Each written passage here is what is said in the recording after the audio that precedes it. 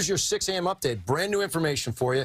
Winds 130 miles per hour. You have a Cat 4. It is moving. This is a key element right here. It's moving to the northwest at 8 miles per hour. So it's slower than it was yesterday, about half the speed that it was moving yesterday. 30 miles south-southeast of Key West, Florida. Let's zoom in tight on Key West, Florida.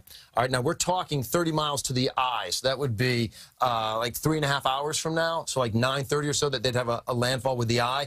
But let's measure this, Matt. I know you've got the controls of the computer. Let's measure the eye wall. That's the worst stuff. When do you get into those 130 mile per hour winds? Well, that's 13 miles away, and it's moving at 8 miles an hour. You got about an hour and a half.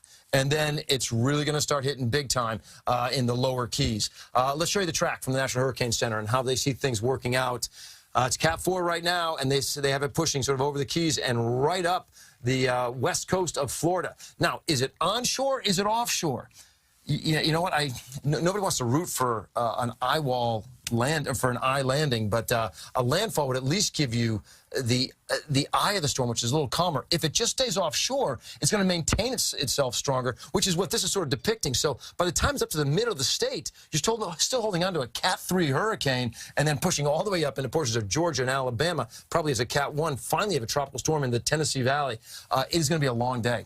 And it's not just today, but today is the big day. But I think it's going to be lingering into Monday as well with some big effects. So got a long way ahead of us. Let's go over to my colleague, John Elliott, who's got more on some of the effects of the storm. Storm surge is one of the biggies. Yeah, no, but, Lonnie, you talk about that eye wall, and if it does not make a landfall, then you're right at the razor's edge for the entire length of the state. So following up on what Lonnie was talking about, Futurecast, we can timestamp this for you. Now it's 2 o'clock in the afternoon.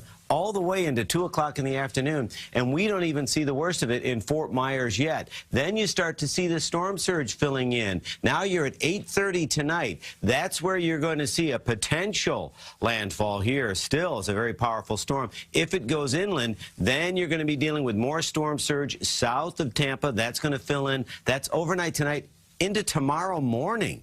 It's as late as 8:30 tomorrow morning. You're still dealing with rain bands. Now you have that storm surge threat for Tampa all the way down to the Keys. And look at this, South Florida into South Carolina. You're going to be dealing with tropical storm force winds, if not hurricane force winds. More storm surge for Florida. And then you're going to see big issues in Atlanta, up into Chattanooga, possibly into Knoxville as well, and much of South Carolina. Not only seeing heavy rain, but the risk of severe weather will follow this all the way up, where you will see tornadoes spawned and lots of inland flooding in concert at the same time that you're dealing with storm surge issues. So, Vanessa, I mean, this is a big storm, and it's a multi-day storm, but the reports already coming in. They are, and we're just about an hour away from that outer eye wall affecting the Keys, but earlier this morning the reports were already pouring in. We saw a crazy video yesterday. Coast, yeah. Yes, it has been a very busy night. The reports, especially along the East Coast, as John mentioned, have been